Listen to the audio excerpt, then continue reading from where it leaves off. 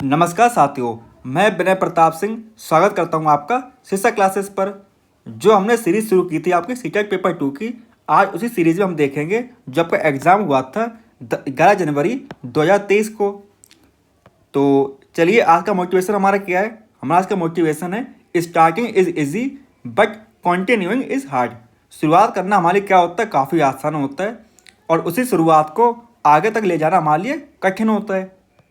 तो यह है हमारा आज का पहला क्वेश्चन। हमारा पहला क्वेश्चन क्या है, ये देखिए पहले, जो कि मैं लास्ट क्लास में देखा था कि जो आपका मलेरिया होता है वो किससे होता है। वो आपका होता है किससे, वायरस से होता है। मलेरिया आपका होता है किससे, वायरस से होता है। मलेरिया होता है आपसे विषाणु से।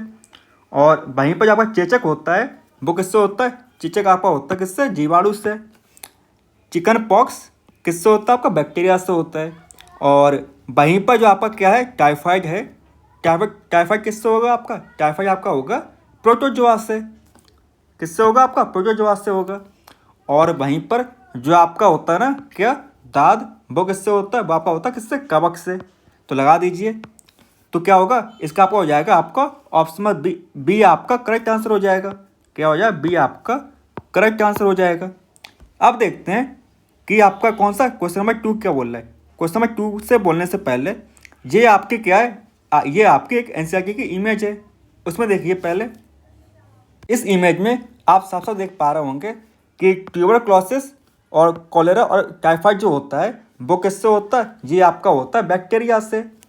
और वहीं पर मिसेल्स, चिकन पॉक्स और जो पोलियो होता है वो और हेपेटाइटिस ए, ये किससे होता है, ये होता है आपका वायरस के द्वारा। और जो आपका मलेरिया होता है वो किससे होता है, ये होता है आपका प्रोटोजोआ से। चलिए, हम आपसे क्वेश्चन पूछते हैं कि जो आपका मलेरिया होता है वो कौन से मॉस्क्यूटो से, मॉस्क्यूटो के काटने से होता है। ये आपको कमेंट करके बताना पड़ेगा, ठीक है ना। अब देखते हैं हमारा अगला क्वेश्चन क्या है। हमारा अगला क्वेश्चन है कि which of the following statement is true, निम्नलिखित में से कौन सा सही होगा, ठीक है ना। अब इसको समझने से पहले एक चीज़ हम देख लेते हैं। जहाँ पे लिखा हुआ फिजिकल और केमिकल चेंज, क्या लिखा हुआ है, यहाँ पर लिखा हुआ फिजिकल और केमिकल चेंज। हम पढ़ लेते हैं फिजिकल चेंज क्या होता है। Physical change occurs in shape or form but not an on an molecule level. और ये कैसा होता है, ये होता है आपका रिवर्सिबल। मतलब कहने का यहाँ पे ये है कि जो आपका फिजिकल चेंज होता है वो किस में होता है, वो आपके आकार में बदलाव होगा, ना कि केमिकल्स में उसमें बदलाव होगा। कुछ एग्जांपल दिए मैं, जैसे कि आपका हो गया ये क्या, आपका कटिंग पेपर। आपने क्या क्या पेपर को काट दिया। पहले जब पेपर था आपका वो कैसा था, वो सीधा सीधा था आपका, कटने के बाद में वो टुकड़ों में हो गया। वैसे ही स्लाइसिंग बियर्ड, अपने जान को काटना। पेंटिंग वॉल्स, अपने मतलब दीवार को पेंट करना। फ्रीजिंग वाटर, आपने मतलब क्या किया, आपने पानी को जमा दिया। अब क्या हुआ, पहले वो लिक्विड था, उसके बाद क्या हो गया, उसके बाद क्या हो गया, वो हो गया आपका बर्फ़ जम गया। लेकिन बर्फ़ जमने के बाद में जब से आप बाहर निकालोगे तो वो कैसा हो जाएगा, वो पानी बन जाएगा। तो ये कैसा होता है, ये होता है आपका रिवर्सिबल, ठीक है ना। और वहीं पर जो केमिकल चेंज होता है, केमिकल चेंज कैसा होता है, आपका केमिकल चेंज होता है change occurs on an molecule level resulting in the formation of new substance. कहने का हमारा ये मतलब है यहाँ पे कि कोई ए बी के साथ मुलाकात किया तो क्या बन गया, सी बन गया। और ये कैसा है, इरिवर्सिबल है। कैसा है ये, इरिवर्सिबल है। इसके एग्जाम्पल क्या होंगे, ये होंगे। पहला आपका एग्जाम्पल दिया हुआ रस्टिंग ऑफ आयरन, यानी कि मान लीजिए जो आपका आयरन होता है लोहा, उसमें क्या होगा, जंग लग गई। क्या जंग लगने के बाद में वो वापस लोहा बन पाएगा, नहीं बन पाएगा। तो क्या होता है, ये होता है आपका इरिवर्सिबल होता है। कुकिंग एन एग, आपने क्या किया, कच्चे अंडे को पानी में बॉयल करने के रख दिया, तो बॉयल होने के बाद में वो अंडा क्या होगा, पक गया। तो क्या वापस अंडे को हम मतलब जो पहला कच्चा अंडा था वैसा बना पाएंगे, नहीं बना पाएंगे। बर्निंग वुड, आपने क्या किया, लकड़ी को जला दिया। लकड़ी जलने के बाद में क्या बन जाती है, वो राख बन जाती है। क्या राख से हम द्वारा वो बना पाएंगे, नहीं बना पाएंगे लकड़ी को। और roasting banana and baking cake, ये भी क्या, ये आपके एग्जाम्पल किसके, केमिकल चेंज के। अब देखते हैं जो हमारा क्वेश्चन है, क्वेश्चन क्या है हमारा। क्वेश्चन हमारा ये है कि इनमें से कौन सा सही नहीं है, सही बताना हमको इसमें से।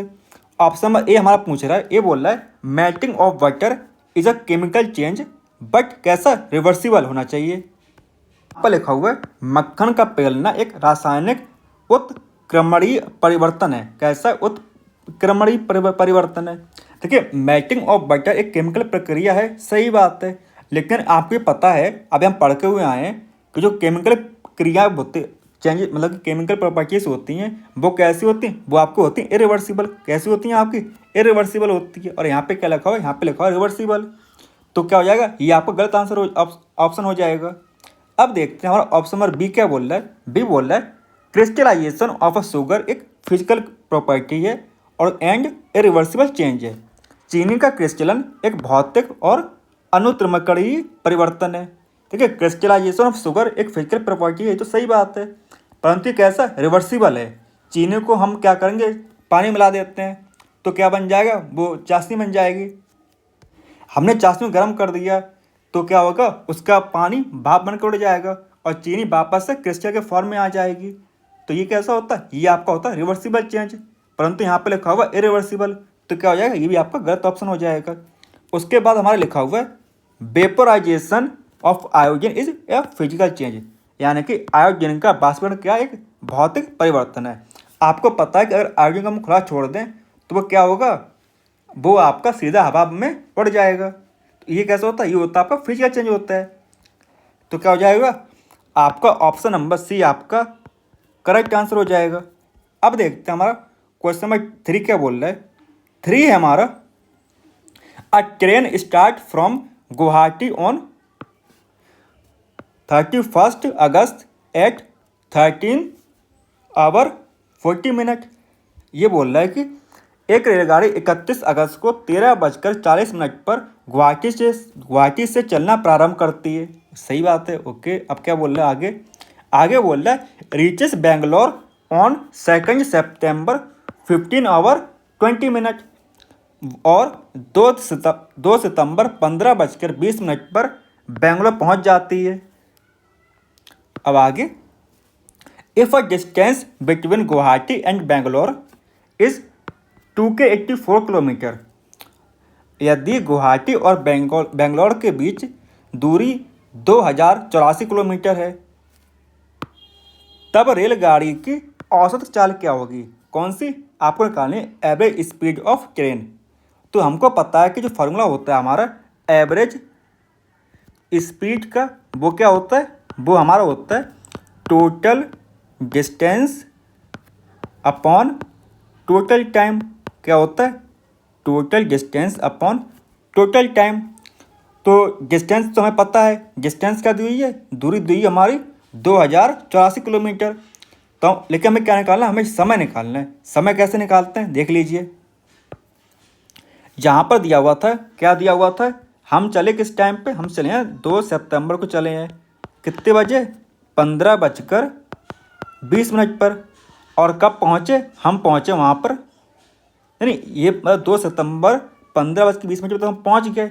और चले किस टाइम पे थे, हम चले थे 31 अगस्त 13:40 हम चले थे। तो ये कितना टाइम निकल आएगा, ये निकल आएगा आपका कितना, 48 घंटे और 100 मिनट आ जाएगा हमारा। तो इसको हम किस फॉर्म में लिख सकते हैं, इसको हम ऐसा लिख सकते हैं 149 बटे आपका क्या 3 घंटे। तो चलिए, अब जो ये वैल्यू दी गई है इसको पुट कर दीजिए वहाँ पर। देखिए ये आपका आ गया, ये डिस्टेंस कितना, हमारा डिस्टेंस हमारा 284 मतलब कि दूरी हमारी, टाइम कितना है, टाइम हमारा 149/3। अब क्या होगा, 3 हमारे ऊपर पहुंच जाएगा। जब हमारा 3 ऊपर पहुंच जाएगा तो क्या बनेगा, तो बनेगा 2084 गुणे 3/149। जब हम इसे सॉल्व करेंगे तो कितना आ जाएगा, तो हमारा आंसर आ जाएगा 42 किलोमीटर। तो क्या हो जाएगा, हमारा ऑप्शन नंबर ए आपका करेक्ट आंसर हो जाएगा। अब देखते हैं हम क्वेश्चन नंबर 4 क्या बोल रहा है। हमारा 4 क्वेश्चन नंबर पूछ रहा है हमसे कि which of the following correctly describe the difference between जू एंड वाइल्ड लाइफ सेंचुरी। निम्नलिखित में से कौन सा विकल्प प्राणी उद्यान और वन्य जीव अभयारण्य में क्या है, सही पूछा गया, सही है। देखिए ये क्या आपकी, ये हम हमारा क्या है, ये हमारा है जू, और ये क्या, ये आपके वाइल्ड लाइफ सेंचुरी है। जू में क्या होता है कि जू में हम मतलब जो आपके जानवर होते हैं वो बाहर से लेके आते हैं, कहाँ से लेके आते हैं, बाहर से लेके आते हैं, उस किसमें, जू में लेके आते हैं और जू में उसको रखते हैं। परंतु जो आपकी वाइल्ड लाइफ सेंचुरी होती है उसमें क्या होता है कि जो जानवर जिस जंगल में जहाँ पर रह रहा है उसी जगह को क्या करेंगे, हम सरकार द्वारा कंजर्व कंजर्व कर लेंगे और उसी को वो पूरी जगह किसको दे देंगे, उन जानवरों को दे देंगे। तो उसको क्या बोलते हैं, उसको बोलते हैं वाइल्ड लाइफ सेंचुरी बोलते हैं। चलिए ऑप्शंस पढ़ लेते हैं। हमारे ऑप्शंस क्या क्या हैं। हमारा ऑप्शन पहला है, यहाँ पे क्या बोल रहा है कि a wild life sanctuary houses the animal that are found locally in an area and in a zoo animals world from all over the world are kept. एक वन्यजीव में स्थानीय क्षेत्र में पाए जाने वाले जंतु रहते हैं, इसमें वाइल्ड लाइफ सेंचुरी में जो मतलब दुनिया पाए जाते जो जानवर होते हैं वो वहाँ पर रहते हैं, जबकि एक प्राणी उद्यान में दुनिया भर से लाए गए जंतुओं को रखा जाता है। ओके, हमारा ऑप्शन भी बोल रहा है wild life sanctuary provide artificial habitat to animal and animals are protected in their natural habitat in zoo. क्या बोल रहा है, वन्य जीव अभयारण्य जंतुओं को कृत्रिम आवास प्रदान करते हैं, जबकि प्राणी उद्यान में प्राणी अपने प्राकृतिक आवास में सुरक्षित रहते हैं। ये क्या, इसका बिल्कुल उल्टा जो होगा वो सही होगा। जो जू होता है, जू में हम क्या करते हैं, जू में हम लेके आते हैं बाहर से एनिमल्स लेके आते हैं और जू में रखते हैं, और उसका उल्टा क्या होता है, वाइल्ड लाइफ सेंचुरी में हम क्या करते हैं, उसी जगह को हम कोशिश कर देते हैं कि ये जगह किसके लिए है, ये जगह आपके जानवरों के लिए है। उसके बाद हमारा ऑप्शन सी क्या बोल रहा है, सी बोल रहा है hunting and poaching is prohibited in a zoo but allowed in wild life sanctuary. प्राणी उद्यान में शिकार एवं अनधिकार शिकार वर्जित है, किंतु वन्य जीव अभयारण्य में स्वीकृत है। ठीक है, दोनों जगह पे आप शिकार नहीं कर सकते हैं, चाहे आप वाइल्ड लाइफ सेंचुरी में हो या जू में हो। हमारा ऑप्शन डी है। डी के ऑप्शन बोल रहा हमारा a wild life sanctuary is typically confined to a small area while zoo is spread over a large area. जो आपका एक वन्य जीव अभयारण्य एक छोटे क्षेत्र तक सीमित है, जबकि एक प्राणी उद्यान वह कितना है, मतलब कि काफ़ी बड़ा फैला हुआ है। ये क्या, ये बिल्कुल इसका उल्टा होता है। जो आपका जू होता है वो एक लिमिटेड जगह में होता है, और जो आपका वाइल्ड लाइफ सेंचुरी होती हैं वो काफ़ी बड़े एरिया में फैली होती हैं। तो क्या हो जाएगा, इसका आपका हो जाएगा ऑप्शन नंबर ए आपका करेक्ट आंसर हो जाएगा। क्या हो जाएगा, आपका ऑप्शन नंबर ए आपका करेक्ट आंसर हो जाएगा। देखते हैं क्वेश्चन नंबर 5 क्या बोल रहा है। हमारा 5 बोल रहा है कि which of the following characteristic is not usually associated with animals found in polar areas. निम्नलिखित में से कौन सी विशेषता ध्रुवीय क्षेत्रों में पाए जाने वाले जंतुओं से संबंधित नहीं है। तो जो प्राणी, अब आप देख लीजिए यहाँ पर ये जो इमेज बनी हुई है किसकी है, ये आपकी इमेज है पोलर बियर की। किसकी है, आपकी पोलर बियर की आपकी इमेज है। अब इससे हम देख पा रहे होंगे कि जो इसका क्या है, इसके जो फर हैं वो कैसे हैं, इसके फर कैसे हैं, इसके फर कैसे हैं, इसके फर सफ़ेद हैं। जो आप देख पाओगे जो पंजे हैं, पंजे कैसे हैं, पंजे इसके चौड़े हैं। ठीक है, और ये कैसा है, मोटा है। कैसा है, मोटा है। अब मोटा क्यों है, मोटा इसलिए है कि मतलब इसको क्या लगे, कम सर्दी लगे। इसकी मतलब जो फैट है, फैट किसके तरह काम करे, फैट इसका इंसुलेटर की तरह काम करे। ठीक है, चलिए देख लेते हैं हमारी इमेज क्या बोल रहा है, क्वेश्चन क्या पूछ रहा है हमसे। चलिए हमारा क्वेश्चन की जो ऑप्शन है, ऑप्शन नंबर ए क्या है, हमारा ऑप्शन ए है कि वाइट फर, सफ़ेद बाल है। बिल्कुल सही बात है। स्ट्रॉन्ग सेंस ऑफ स्मेल, गंध सूंघने की प्रबल क्षमता है। अब इनमें क्या होता है, जो गंध सूंघने की जो क्षमता होती है वो कैसे होती है, ज़्यादा होती है। उसके बाद ऑप्शन सी हमारा a layer of fat under the skin, त्वचा के नीचे बसा की एक कैसे होती, परत होती है। अब परत क्यों होती, आपको बता चुके हम, परत होने की वजह से इनको जो सर्दी होती है कम लगती है। हमारा ऑप्शन डी है। ऑप्शन डी हमारा क्या है, नैरो एंड स्मॉल पॉस, संकीर्ण एवं छोटे पंजे। जबकि इनके जो पंजे होते हैं वो कैसे होते हैं, चौड़े होते हैं। क्यों चौड़े होते हैं? क्योंकि इन पे उनको बर्फ़ पे चलना पड़ता है, ठीक है ना। चलिए, तो क्या हो जाएगा इसका? आपका हो जाएगा आपका ऑप्शन नंबर डी आपका करेक्ट आंसर हो जाएगा, ठीक है ना। अब बढ़ते हैं क्वेश्चन नंबर 6 की तरफ। हमारा सवाल 6 क्या बोल रहा है? 6 पूछा हमसे, सेलेक्ट द करेक्ट स्टेटमेंट, सही कथन को चुनिए। हमारा ऑप्शन ए है, all living cells have a cell wall, सभी जीवित कोशिकाओं में एक कोशिका भित्ति होती है। आपको पता है कि सेल वॉल सिर्फ और सिर्फ किस में होती है? आपकी सेल वॉल होती है सिर्फ और सिर्फ किस में? प्लांट सेल में। किस में होती है? आपकी प्लांट सेल में होती है, ठीक है ना। तो यहाँ पे क्या लिखा हुआ? यहाँ पे ऑल लिखा हुआ है, तो क्या हो जाएगा? ये आपका गलत हो जाएगा।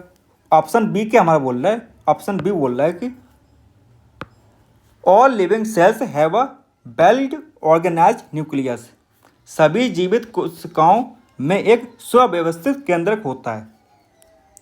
अगर आपको पता हो तो सिर्फ और सिर्फ किसमें? यूकैरियोटिक जो कोशिकाएं होती हैं, सेल होती हैं आपकी, उन्हीं में क्या होता है? वेल ऑर्गेनाइज्ड न्यूक्लियस होता है। जबकि प्रोकैरियोटिक जो सेल्स होती हैं उनमें न्यूक्लियस नहीं पाया जाता है। उसके बाद में क्या बोल रहा है? हमारा ऑप्शन सी बोल रहा है कि all living cells have cytoplasm, सभी जीवित कोशिकाओं में कोशिका द्रव्य होता है। सीधी सी बात है, कोई कोशिका होगी तो क्या होगा? कोशिका के अंदर उसका द्रव्य होगा, है ना। तो क्या हो जाएगा? सभी कोशिकाओं के अंदर उनका कोशिका द्रव्य प्रेजेंट होगा। उसके बाद जो हमारा ऑप्शन डी है, डी के हमारा ऑप्शन डी बोल रहा है, all living cells have a chloroplast, सभी जीवित कोशिकाओं में हरित लवक होता है। हरित लवक सिर्फ और सिर्फ किसमें होता है? ये होता है आपका किसमें? प्लांट सेल में होता है। तो क्या हो जाएगा? ये भी आपका गलत ऑप्शन हो जाएगा। हमारा सिर्फ और सिर्फ एक ही ऑप्शन सही है, और वो कौन सा है? All living cells have a cytoplasm, सभी जीवित कोशिकाओं में कोशिका द्रव्य होता है। तो क्या हो जाएगा? आपका ऑप्शन नंबर सी आपका करेक्ट आंसर हो जाएगा। अब बढ़ते हैं क्वेश्चन नंबर 7 की तरफ। क्वेश्चन नंबर 7 क्या बोल रहा है? ये हमसे पूछ रहा है कि which of the following thermometer can be use to measure the temperature of a boiling water, निम्नलिखित में से कौन सा थर्मामीटर उबलते जल का तापमान मापने के लिए कैसा प्रयुक्त है? हमारे ऑप्शन दिए हुए में हमारा ऑप्शन ए है क्लिनिकल थर्मामीटर, डॉक्टरी तापमापी। ऑप्शन बी हमारा लेबोरेटरी थर्मामीटर, प्रयोगशाला तापमापी। ऑप्शन सी हमारा मैक्सिमम और मिनिमम थर्मामीटर, अधिकतम और न्यूनतम तापमापी। तो क्या हो जाएगा? इसका सिर्फ और सिर्फ एक ही सही है, वो कौन सा है? तापमापी, प्रयोगशाला तापमापी। तो क्या हो जाएगा? आपका ऑप्शन नंबर सी आपका करेक्ट आंसर हो जाएगा। अब बढ़ते हैं क्वेश्चन नंबर 8 की तरफ। क्वेश्चन नंबर 8 हमारा बोल रहा है कि ये क्या आपका? ये आपका असर्शन और रीजन का क्वेश्चन है। ये कौन सा है? अधिकतन और कारण का मतलब कौन सवाल है। इसमें हमारा ऑप्शन दिया हुआ है, असर्शन क्या दिया हुआ?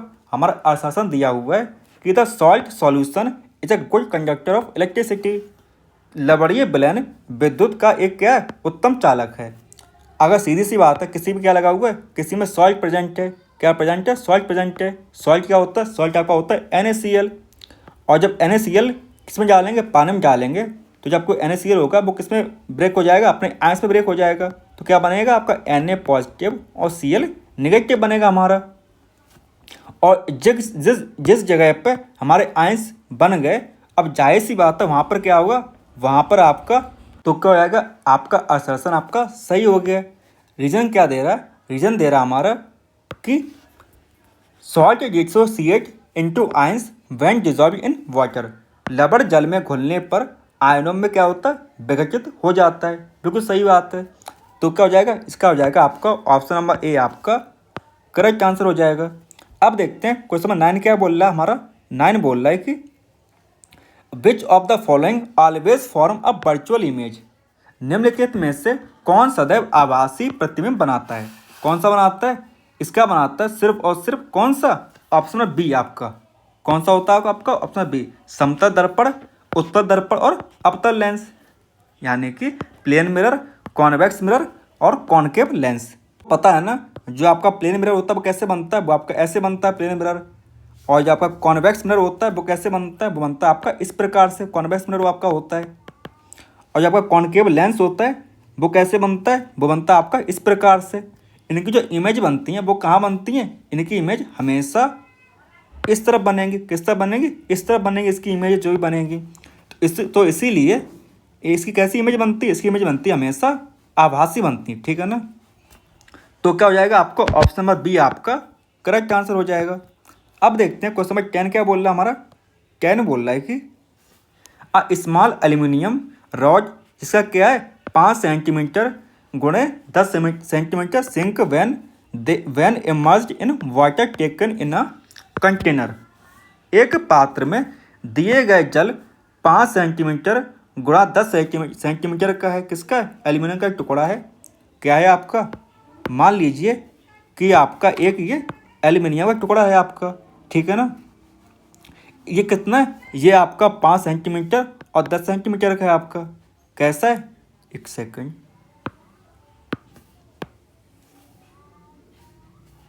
मान लीजिए कि ये आपका एक टुकड़ा है, किसका, एल्यूमिनियम टुकड़ा है। ये आपका 5 सेंटीमीटर है और ये आपका 10 सेंटीमीटर है। और क्या किया, और ये बोला जा रहा है इसमें कि एल्यूमिनियम की एक छोटी सी छड़ डुबोने पर डूब जाती है। इसको में क्या किया, इसमें डाल दिया पानी में, तो क्या हो गया, ये आपकी डूब गई।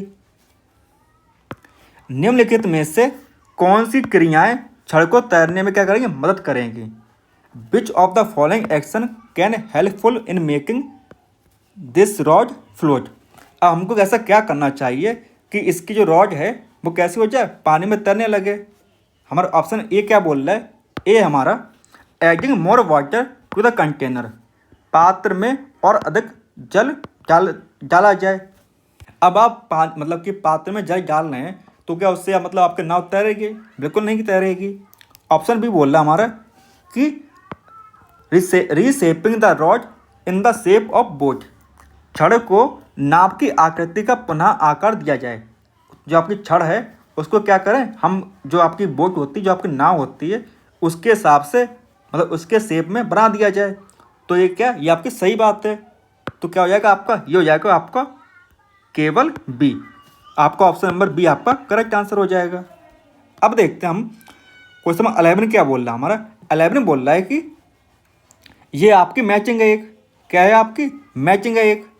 आपने लास्ट क्लास में पढ़ा था जब आपका चौक और जो पाउडर, जो आपका चौक का पाउडर होता है और जो पानी मिला देते हैं तो उसे कैसे अलग करते हैं, उससे हम अलग करते हैं किस प्रकार से, तो हम छान के अलग करते हैं। क्या करते हैं, छानते हैं। तो उससे क्या बोलेंगे, उससे बोलेंगे फिल्टरेशन, ठीक है ना। और वहीं पर शुगर और वाटर कैसे अलग करते हैं, शुगर और वाटर अलग करते हैं किस प्रकार से, क्रिस्टलाइजेशन करते हैं, मतलब पानी को गर्म करके हवा में निकाल देता हूँ, जो क्रिस्टल होता है वो हमको क्या मिल जाता है, क्रिस्टल मिल जाता है। उसके बाद में जो आपका कपूर और जो सॉल्ट होता है, जब कपूर और जो सॉल्ट होता है वो कैसे निकालते हैं, उसको हम करते हैं किस प्रकार से, उसको हम सब्लीमेंट करते हैं। मतलब जब कपूर होता है वो सीधा क्या होता है, हवा बन के उड़ जाता है, ठीक है ना। और बचा क्या, फैट एंड क्रीम। फैट और क्रीम कैसे अलग करेंगे, वो करेंगे हम किस प्रकार से, उसको हम सेंट्रीफ्यूगेशन करेंगे, यानी कि उसे घुमाएंगे तो उससे क्या होगा, आपकी क्रीम अलग हो जाएगी। तो क्या हो जाएगा आपका, ये आपका हो जाएगा ऑप्शन नंबर सी आपका करेक्ट हो जाएगा, अगर आप देख पा रहे होंगे सही से, ठीक है ना। अब बढ़ते हैं क्वेश्चन नंबर 12 की तरफ। ये क्या, ये भी आपका असर्शन और रीजन का क्वेश्चन है। इसमें ऑप्शंस क्या दिए हुए हैं देख लेते हैं। हमारा असर्शन दिया हुआ है यहाँ पर, gases diffuses very fast into other gases. गैसें तीव्रता से अन्य गैस में क्या होते हैं, विकसित हो जाती हैं, क्या हो जाते हैं, डिफ्यूज हो जाती हैं। बिल्कुल सही बात है, जो आपकी गैसेस होती हैं वो काफ़ी तेज़ी से क्या होती हैं, आपकी काफ़ी तेज़ी से डिफ्यूज हो जाती हैं किसमें, गैसेस में। अगर आपसे क्वेश्चन पूछ लिया जाता है, मान लीजिए आपसे अगर क्वेश्चन पूछ लिया गया डिफ्यूज़न किसमें सबसे तेज़ होगा, कि आपका डिफ्यूज़न सबसे तेज़ किसमें होगा, सबसे तेज़ होता है वो किसमें, गैसेस में। उसके बाद किसमें होगा, उसके बाद आपका होगा किसमें, आपका किसमें, लिक्विड में। और सबसे कम होगा किसमें, आपका सॉलिड में। सॉलिड में आपका काफ़ी टाइम लेगा परंतु उसमें होगा, याद रखिएगा। बहुत से बच्चे ऐसे होते हैं जो मतलब ये भूल जाते हैं कि सॉलिड में डिफ्यूजन नहीं होता है, सॉलिड में डिफ्यूजन होता है, ठीक है ना। कैसे होगा? अगर आपने जब छोटे होंगे, क्योंकि आप टीचर हैं, तो आपने इसमें पढ़ाया होगा जाके, जब आप इसमें पढ़ाया होगा जाके, तो आपने ब्लैक बोर्ड पे कभी कभार क्या होता है कि आपने चौक लिख के छोड़ दिया, आप दूसरे दिन गए तो आप देख पा रहे होंगे कि जो आपके चौक के जो मॉलिक्यूल्स होते हैं वो ब्लैक बोर्ड पे चिपक जाते हैं, आपके इतनी आसानी से नहीं निकलते हैं। तो वो क्या हुआ, वो भी आपका क्या होता है, एक प्रकार का डिफ्यूजन होता है वहाँ पे, ठीक है। तो उसके बाद हमारा रीज़न क्या दे रहा है, रीज़न दे रहा है हमारा कि gases have large intermolecular space. गैसों में क्या होता है, बहुत ही ज़्यादा क्या होता है, आपका इंटरमॉलिकुलर स्पेस होता है, जिसकी वजह से काफ़ी आसानी से डिफ्यूजन हो जाता है। सही बात है। तो क्या होगा आपका, ये हो जाएगा आपका ऑप्शन नंबर ए आपका करेक्ट आंसर हो जाएगा। अब देखते हैं हम क्वेश्चन नंबर 13 क्या बोल रहा है हमारा। 13 हमसे पूछ रहा है identify the correct statement from the above of the following. इन निम्नलिखित में से कौन सही कथन की पहचान कीजिए, इनमें से सही कौन सा है। ऑप्शन ए दे रहा है हमारा बेसिस आर सोर इन टेस्ट। जो आपका क्षार होता है वो कैसा होता है, खट्टा होता है। हमको पता है खट्टा कौन होता है, खट्टा सिर्फ और सिर्फ कौन होता है, हमारा एसिड होता है। कौन होता है आपका, अम्ल होता है। क्या, अम्ल आपका खट्टा होता है। जबकि आपका जो बेस होता है, बेस क्षार आपका कैसा होता है, क्षार आपका होता है कड़वा। कैसा होता है, क्षार आपका होता है कड़वा, ठीक है ना। उसके बाद में ये बोल रहा है कि तो क्या हो जाएगा आपका, ऑप्शन नंबर ए आपका गलत हो जाएगा। ऑप्शन बी बोल रहा है हमारा, क्या बोल रहा है कि बेसिस गिव पिंक कलर इन फिनोप्थलीन। क्षार फिनोप्थलीन में कैसा होता है, गुलाबी रंग देता है। सही बात है। तो ऑप्शन सी हमारा बोल रहा है, सी क्या कह रहा है, सी कह रहा है हमारा basis have a pH value less than 7। यानी कि जो क्षार का जो पीएच मान होता है कैसा होता है, 7 से निम्न होता है।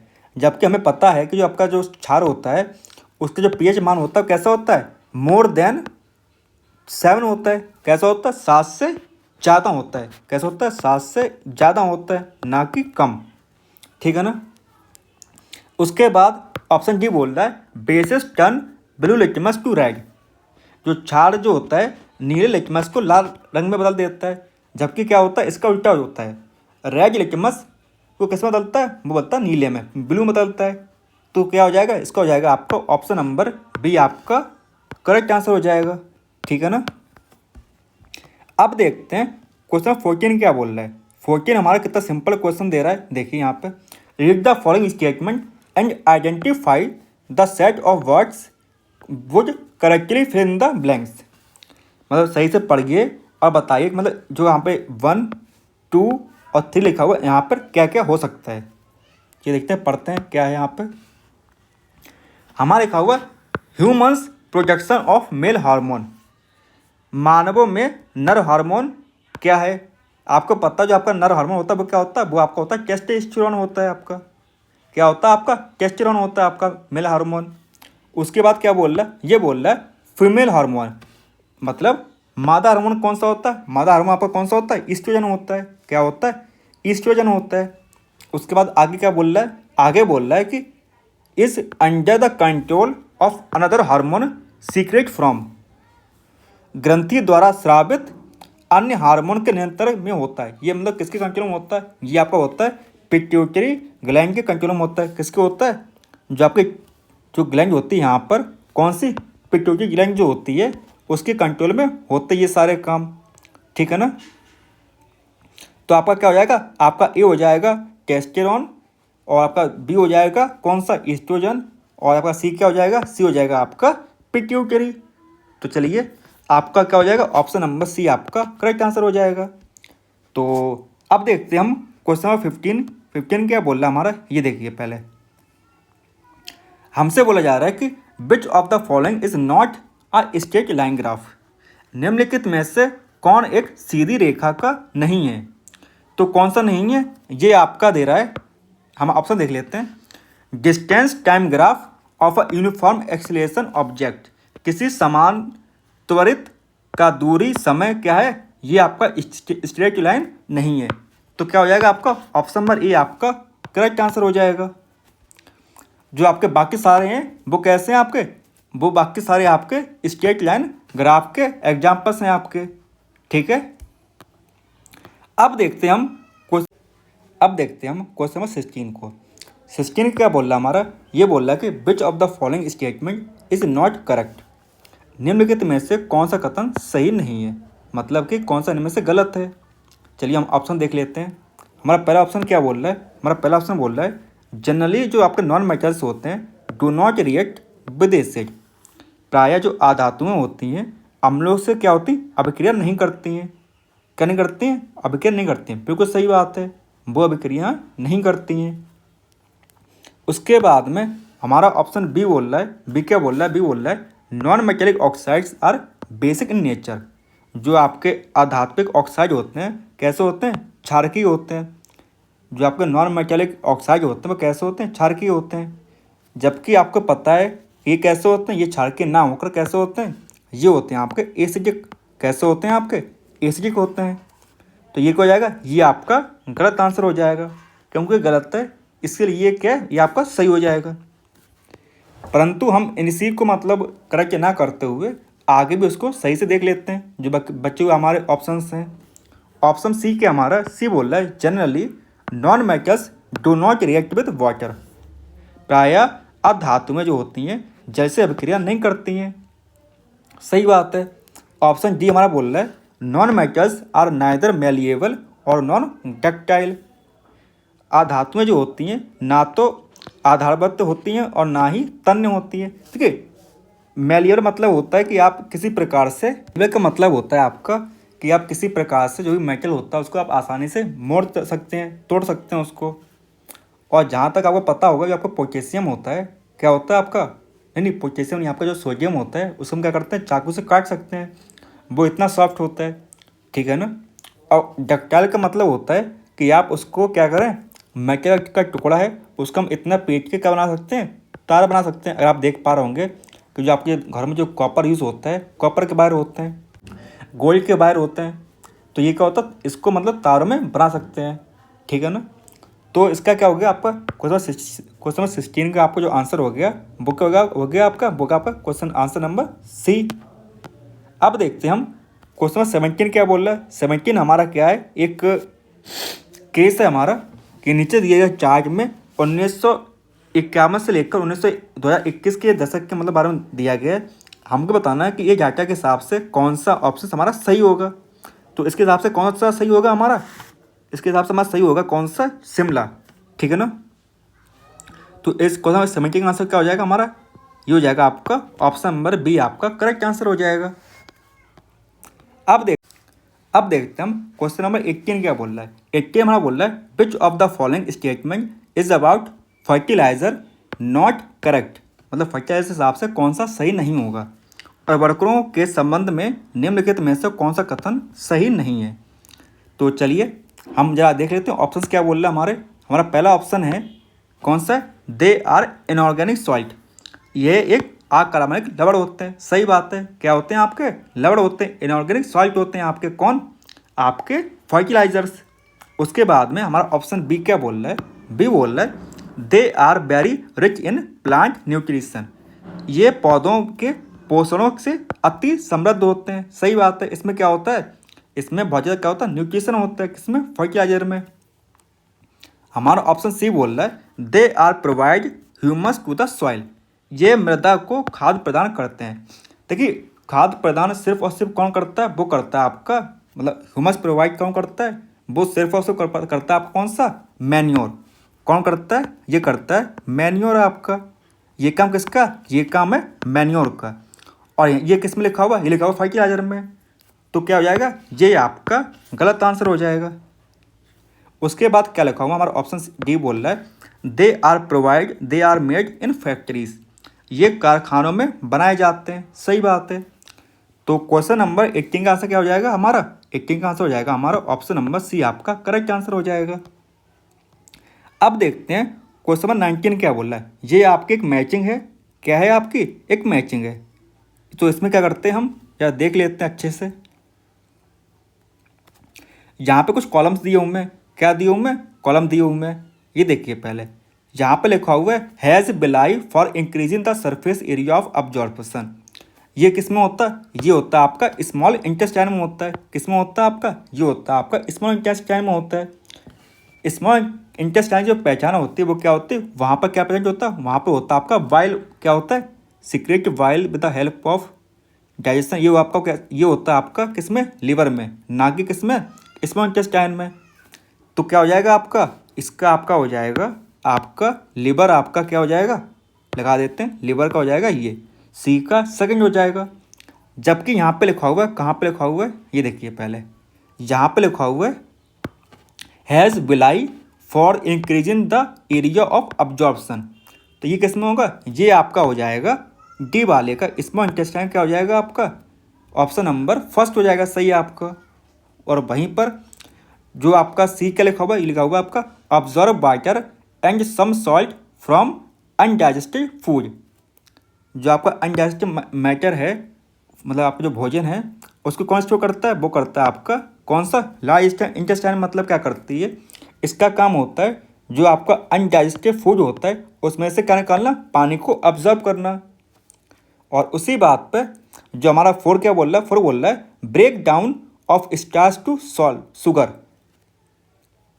ये काम किसका, ये काम हमारा किसका, ये काम हमारा है मुंह का। किसका काम है, मुंह का काम है। लेकिन ये हमने कहाँ पे लगा दिया, ये लगा दिया हमने 5 में, जबकि ये कहाँ पे होगा, ये आपका होगा 4th पे। तो माउथ कहाँ पे जाएगा, आपका माउथ जाएगा break down of starch to sugar.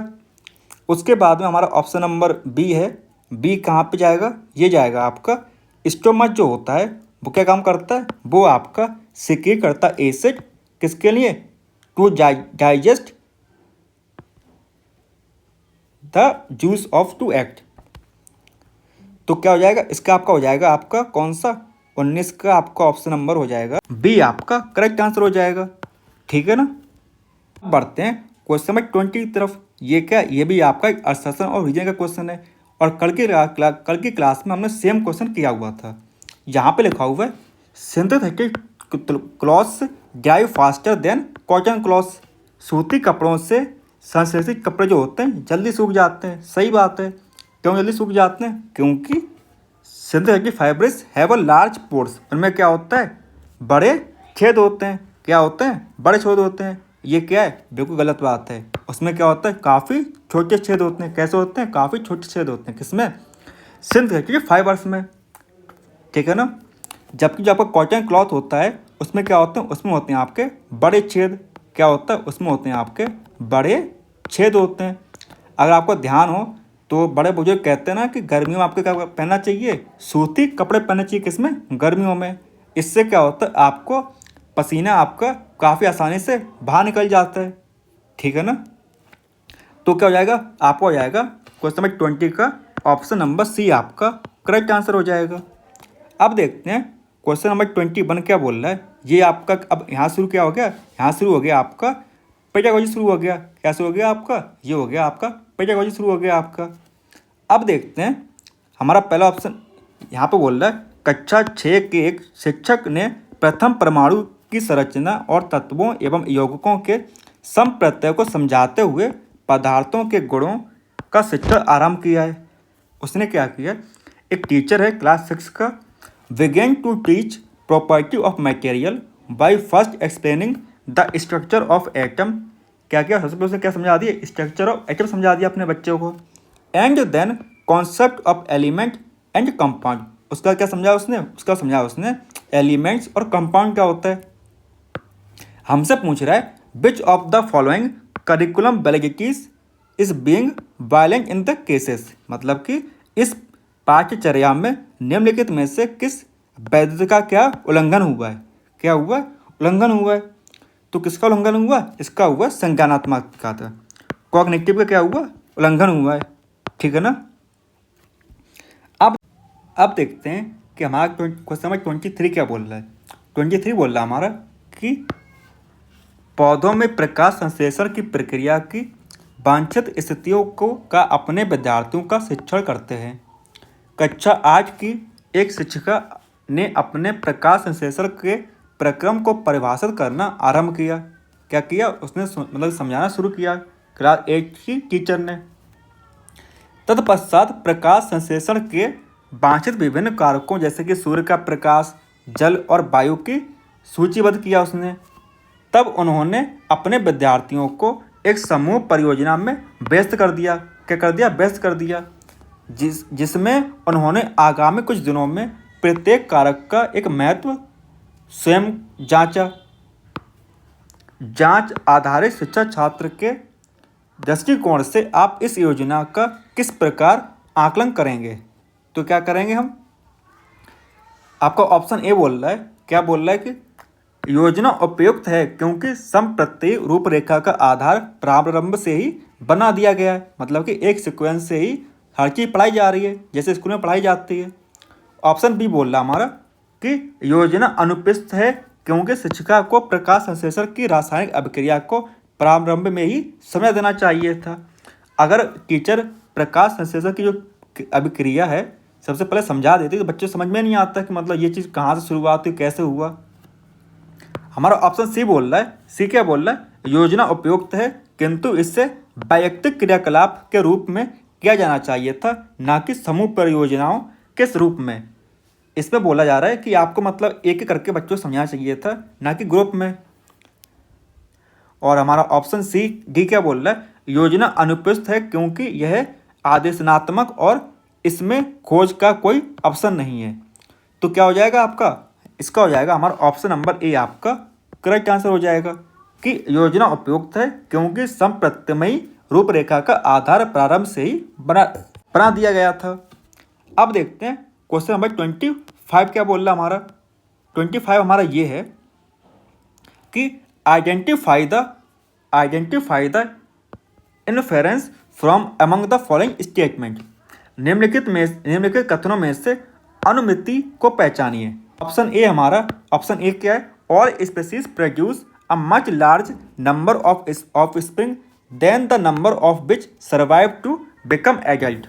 सभी जातियां वह संख्या जो जीवित रख कर वयस्क बनती हैं उससे कहीं अधिक संख्या में संतति उत्पन्न करती है। और ऑप्शन बी क्या हमारा? बी है production of more individual of species than the environment can support lead to a struggle for existence of among them. किसी जाति की जितनी संतति पर्यावरण प्रति प्रोत्साहित ना कर सके उससे अधिक संतति का उत्पन्न होना उनके अस्तित्व के लिए उनमें संघर्ष पैदा करता है। सही बात है।